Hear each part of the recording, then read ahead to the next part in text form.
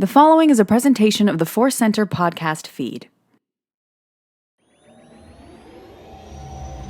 From the center of the galaxy, this is the ForceCenter podcast show and another edition of Star Wars Show and Tell right here on the ForceCenter YouTube channel. Thank you so much for joining us. And thank you for the response to our first episode. Joseph Scrimshaw, you're here ready to share your Star Wars memorabilia with the world. How are you? Yeah. Oh, I'm great. I'm very excited. This is, just to pull the curtains back a little bit. This is exciting to do so that we can share some fun things with people who watch. But it's also exciting for me to see your face, Ken.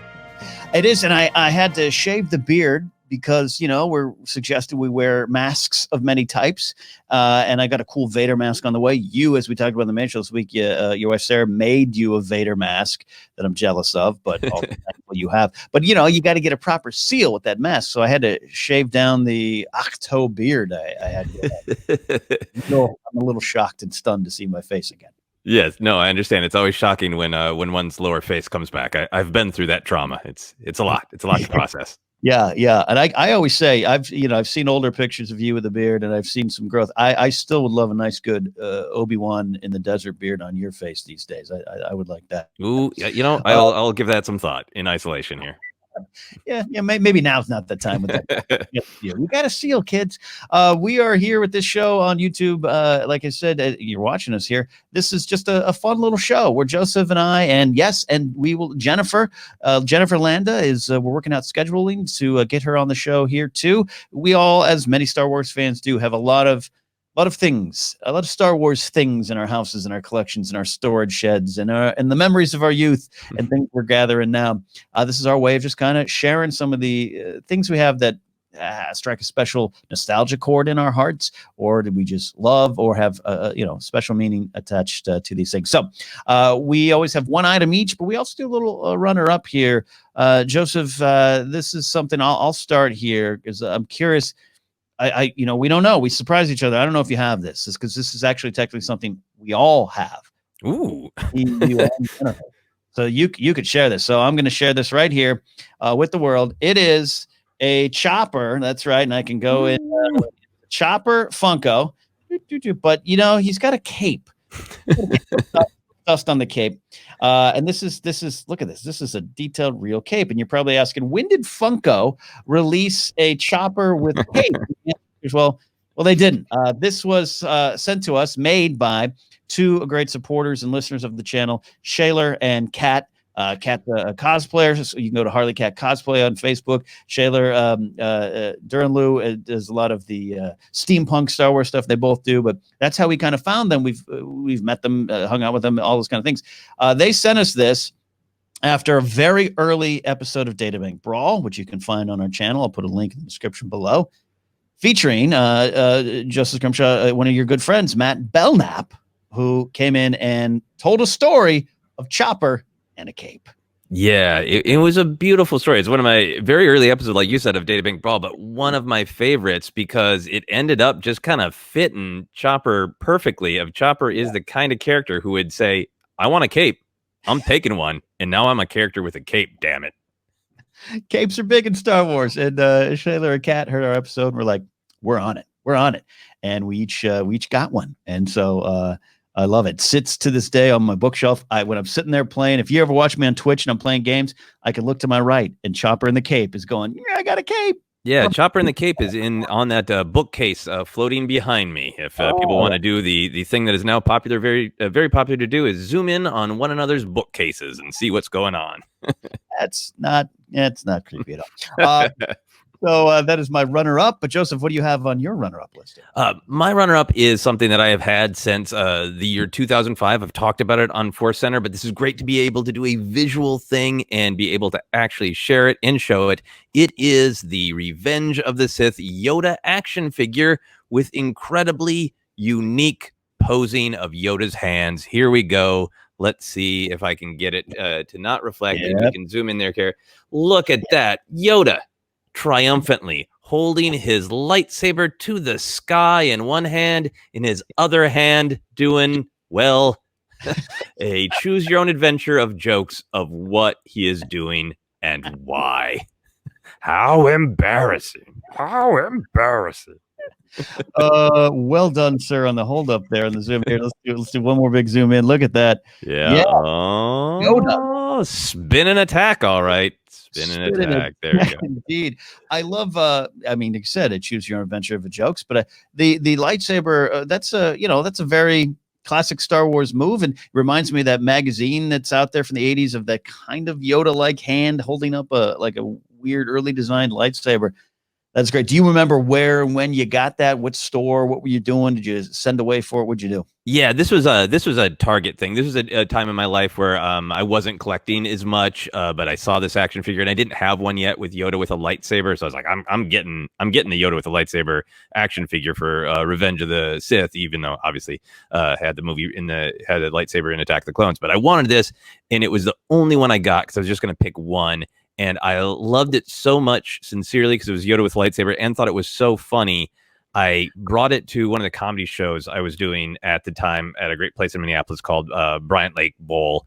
And that theater seats like 80 people. And I can't remember if I actually even did a bit, really. I think I just introduced it and then just passed this action figure to like 75 people so they could all see up close the beautiful absurdity of Yoda in the mysterious hand of Force.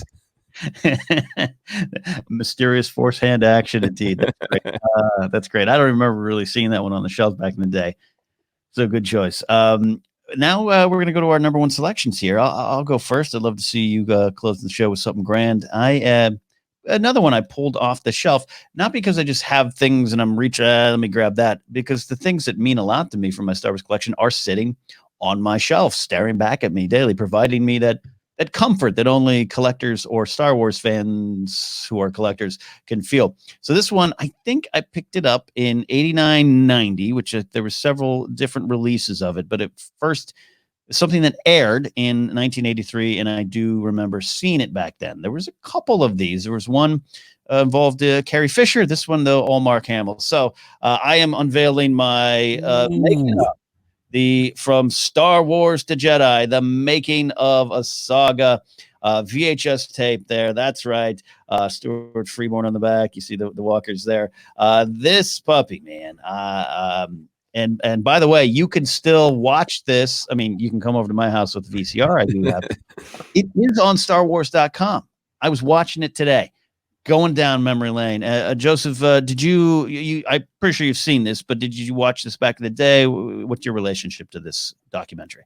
Yeah, I think I think of two things right away. There was, I think I don't think it was the whole thing, but I think there's some footage from it. There was a special in, I believe, 80 or 81 on television. I don't remember which, because I was a kid and I haven't looked it up, of some of the Empire, some of the behind the scenes. And it was like the first behind the scenes that I ever saw of like, ooh, the Tauntauns they're made out of some clay or something, and you can bend their legs, and just the thrill of that. That's the number one thing that comes to my mind. The second thing that comes to my mind is I feel transported in time and space to Suncoast Pictures, to the video store that was popular, the VHS store. You could smell the VHS tape when you walked in.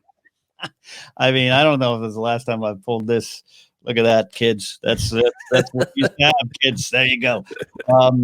This, and you can read the box, spectacular footage from all three films mixed with never before seen unfinished scenes. This was the first time we saw Han, my boy, and Lucas, a younger, the beard all dark and no gray, very little gray starting to come in. Lucas talking about like, yeah, I didn't like a lot of the stuff.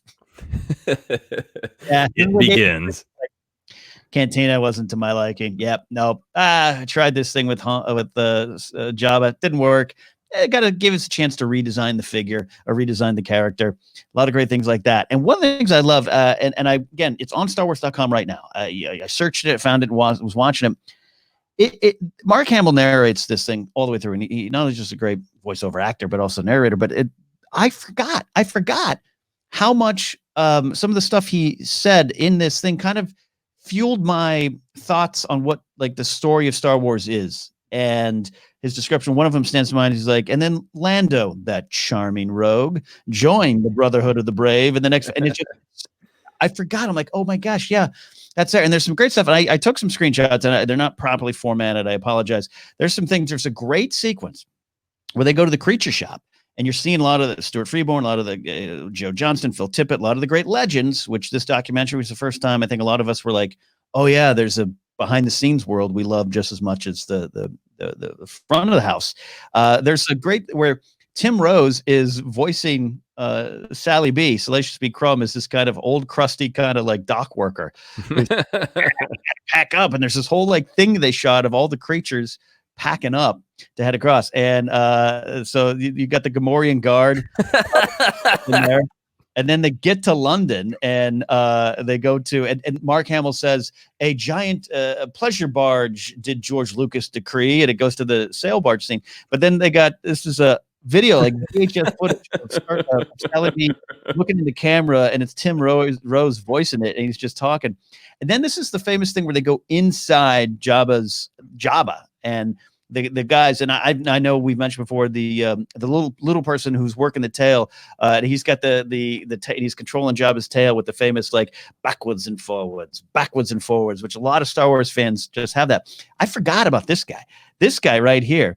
His job was to smoke a cigar and blow it into the pipe so that Jabba's hookah would have real smoke coming out of it.